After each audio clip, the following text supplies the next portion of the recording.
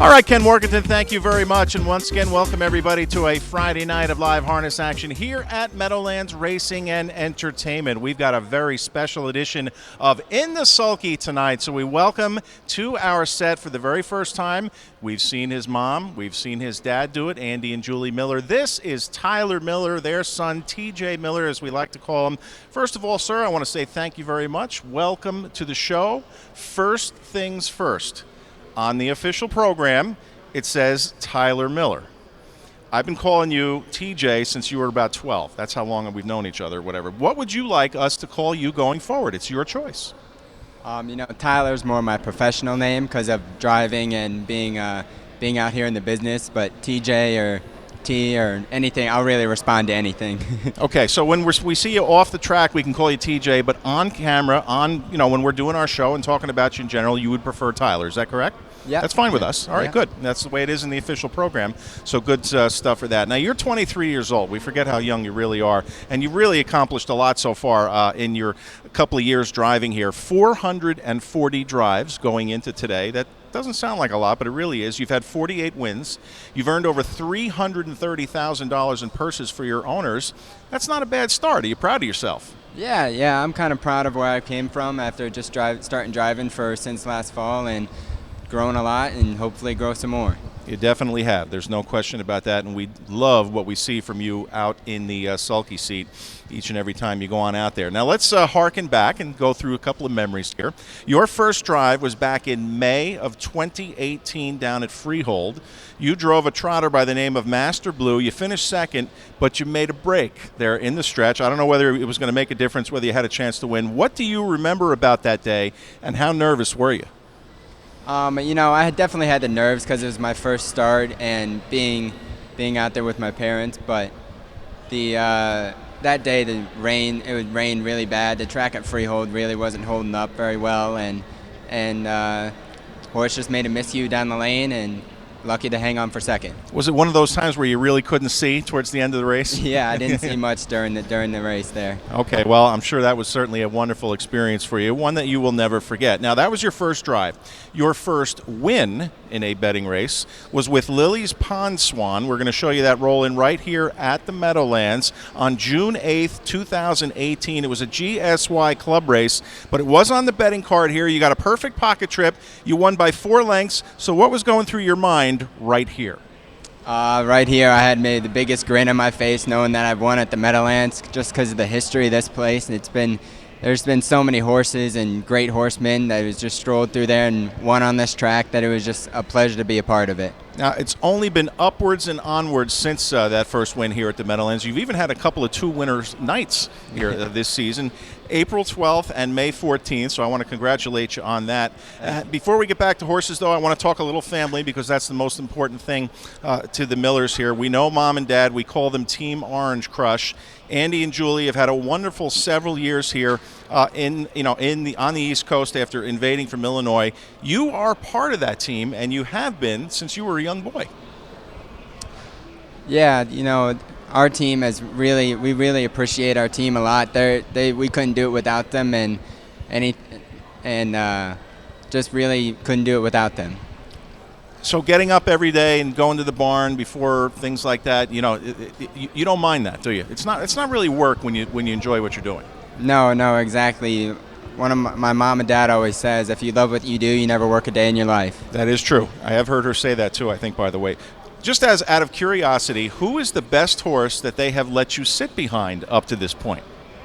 My parents have had a lot of great horses over the years, but I'd say my favorite horse right now is probably Get Legs. I get to train him sometimes when my dad doesn't, and he's just been performing well, and hopefully it continues. It's been a wonderful case of watching him mature, I guess, over the winter. He's gone from non-winners to 2-trotter. Now he's in practically the preferreds and the opens, which he has worked to earn here.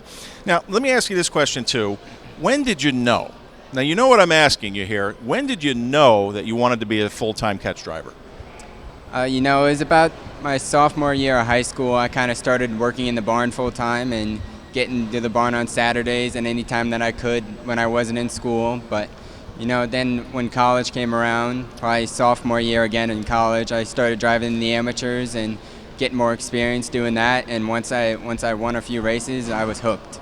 Let's talk about that school stuff, too. Before you did make this commitment to be a full-time driver, Mom and Dad made you promise to go to school, and I applaud them for that. So now you, sir, are a Rider University graduate with a bachelor's in business management. Congratulations on that. Yeah, thank you. It was definitely well appreciated. What did you take away most from your school experience? And there's a photo we have of you and Mom, I guess, on your graduation day. I love this picture, by the way. Probably one of the biggest things I took away from school was just really I studied business management, and really being able to deal with different types of situations and how to go about things different ways that sometimes could do better than others. Okay, good way to look at it. And the reason they made you go to school was, God forbid this horse thing doesn't work out, you have something to fall back on, right? Yeah, it's always nice to have a plan B if things don't work out. All right, so there's the family end of it. Let's get back to horses for a minute, and I want to start with one that you are racing tonight. You've got 3 drives, but gotta love My Shadow. She's been very good to you so far this year, and you've put some incredibly good trips on her. Here's her win from April 9th. You had post 4, but you ended up in a good spot in the outer flow, and boy, did she rally home like a champion, and you paid 5-1, too. Yeah, she's been very good to me, and that night she really had a lot of pace finishing and pacing all the way through the wire. Now, you also won with her on March 26th. That was earlier. You were the big favorite that night at odds of 3-2. But I want to talk about trainer Eddie Cavedo. He trains this mare, and he's given you a huge chance on several of his horses here, not just here at the Meadowlands, but also down at Freehold or wherever he races. How much does it mean to you to have a guy with that much confidence in your abilities? Oh, it means the world to me. Just having somebody that believes in me and knowing that I'll drive for him, it's one of the best. It definitely makes a difference when you can sit behind one that you know is well prepared and ready to go. Yeah, definitely. How is your relationship with him? Like when he hands you the lines as you're getting ready to go out in the post parade, what's said between you two? And he kind of just tells me how the horse's week has been, but normally on the track and in the race, he kind of lets me do my thing and doesn't really tell me how to drive or give any instructions, and kind of just lets me decide how to do that week. Okay, well, you've done a wonderful job of adapting to some certain situations. We'll talk about that in just a minute here. Now, sometimes you're supposed to win, as we did show you there with Gotta Love My Shadow when you're favored, but sometimes you come up with a real shocker, too. Now, in last Friday's 12th race, you somehow motivated J. Rockin' B to a dead heat win with Break the Deal. We're going to show this thrilling stretch drive because it ends up in a dead heat. You were 21-1 coming off a slow freehold qualifier, so how did you do it? I believe when Edwin claimed this mare, she had a few issues, and he finally worked her out and got her right, and she raced very well that night, and hopefully she comes back in the same form tonight. Yeah, she's in a little bit later on in the card. We'll discuss that in a second here. But let me ask you this, too. Overall, how hard is it to compete against this driver's colony when you get in here at the Meadowlands? It's full of Hall of Famers, and now we've even got some of the top guys from Canada. It's unbelievable.